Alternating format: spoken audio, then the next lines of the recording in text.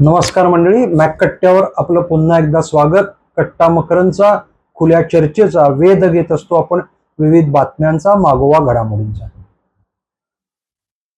मंडळी, मॅक कट्ट्यावर आपण प्रयत्नपूर्वक नीट पेपर फुटीच्या निमित्ताने जंतर मंतरवर सुरू झालेलं आंदोलन, सोनम वांगचुक यांचं उपोषण, त्यांना रुग्णालयात दाखल करणं, 20 जुलैचा जंतर मंतर ते संसदपर्यंतचा मोर्चा, त्या मोर्चात परस्पर झालेला एकमेकांवर झालेलं आक्रमण म्हणजे मोर्चेकरी आणि पोलिसांनी सुरक्षा यंत्रणांनी केलेला लाठीचार्ज, त्यातून उद्भवलेली परिस्थिती आणि त्या सगळ्यावरनं देशभरात एक वातावरण तयार होत आहे.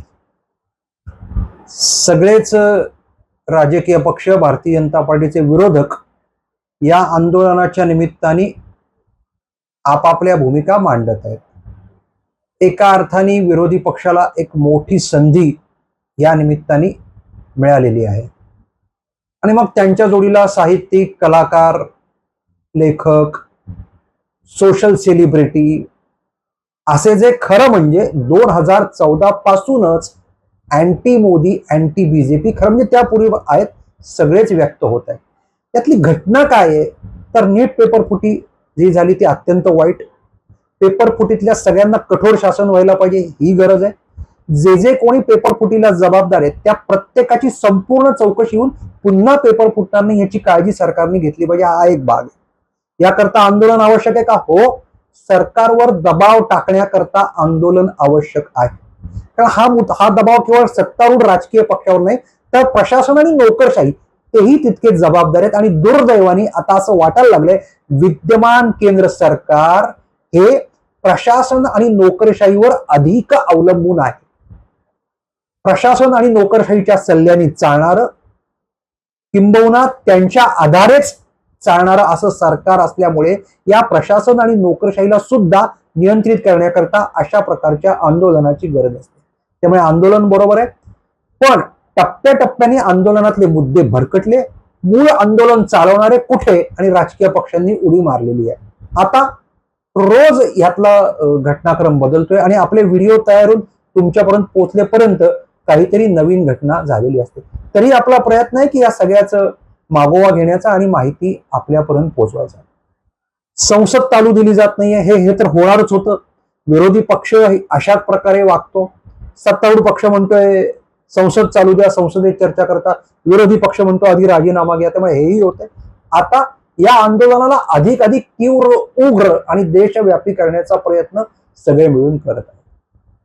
हे सगळं होत असतानाच सोनम वांगचुक ज्यांचे प्राण पणाला लावले होते आणि आता अशा बातम्या येत आहेत, अजून त्या पुरावे, तथ्य या आधारे सिद्ध झाल्या नसल्या तरी, की सोनम वांगचुक यांना हुतात्मा करायचं, त्यांचं बलिदान होऊ द्यायचं आणि मग पुढचं डाव टाकायचं अशी स्थिती होती, जे 2011 साली अण्णा हजारेंच्या बाबतीत होतं.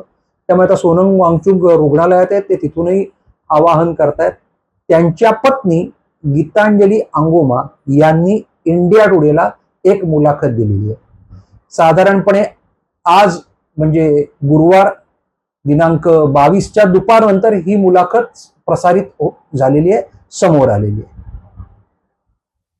काय स्वरूपाची मुलाखत आहे तर गीतांजली अंगोमा कडाडल्या आणि राहुल गांधींवर चिडल्या. 20 तारखेला जे झालं त्याच्यानंतर राहुल गांधी यांनी जे आंदोलन केलं, म्हणजे मुळात राहुल गांधी परदेशात होते, कुठलाही राजकीय पक्ष जंतर मंतरवर गेला नव्हता, आंदोलकांबरोबर उभाही राहिला नव्हता. हे सगळं, या सगळ्याचा मुद्दा लक्षात घ्या. सोनम वांगचुक यांना रुग्णालयात दाखल केल्यानंतरची जी अस्वस्थता निर्माण झाली आणि आता काय, म्हणजे त्यांना तर आपण बांधून ठेवलं होतं एका अर्थाने वेटीचं, आता काय, त्यातून सुरू झालेला हा एक गोंधळ आहे, हेही आपल्याला मान्य करायला. तर राहुल गांधी यांनी हे आंदोलन आपल्या ताब्यात राहावं आणि आता पुढचं आपणच चालवं या भूमिकेतून पंतप्रधानांच्या निवासाजवळ केलेल्या आंदोलनामुळे, निदर्शनामुळे गीतांजली अंगोमा चिडलेले आहेत.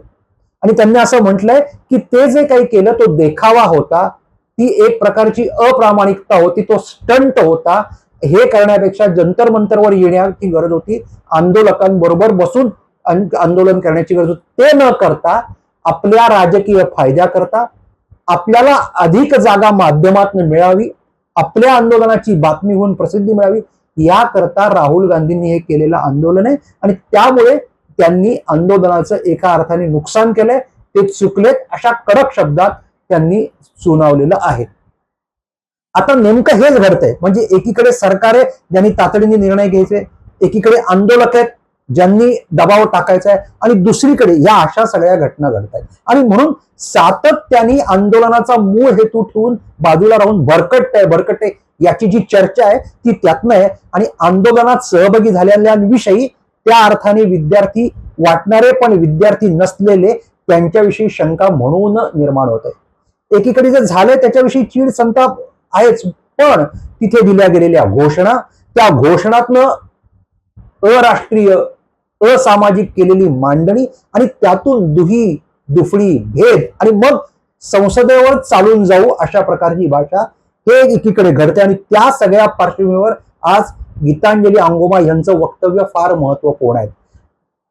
काँग्रेस हा देशातला राष्ट्रीय पक्ष आहे, जबाबदार पक्ष आहे आणि विरोधी पक्ष आहे, त्यामुळे त्यांची जबाबदारी अधिक होती. आणि अशा काँग्रेसच्या सर्वेसर्वा असलेल्या राहुल गांधी यांनी जे काही केलं ते चुकीचं आहे अशा शब्दात त्यांनी कडक शब्दात खेद व्यक्त केलेला आहे. तेवढंच झालेलं नाही, एक लक्षात घ्या, आम आदमी पार्टीने सुद्धा राहुल गांधींच्या या भूमिकेविषयी नाराजी व्यक्त केलेली आहे.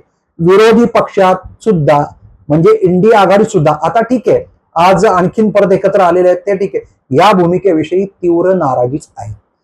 त्यामुळे आंदोलनाचं अपहरण करायचं, आंदोलनाचं श्रेय घ्यायचं, तापलेल्या आंदोलनावर आपली राजकीय पोळी बाजून घ्यायची, हेच चाललेलं आहे. परत एकदा विरोधी पक्ष हेच जरी करत असला तरी हे करत असताना आपण काय पणाला लावतोय हे लक्षात घेतलं पाहिजे.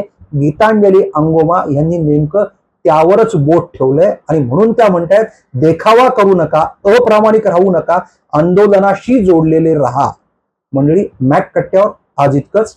कट्टा मकरंचा खुल्या चर्चेचा वेध घेतो असतो आपण विविध बातम्यांचा. मॅक कट्टा शेअर करा, लाईक करा, सबस्क्राईब करा. धन्यवाद.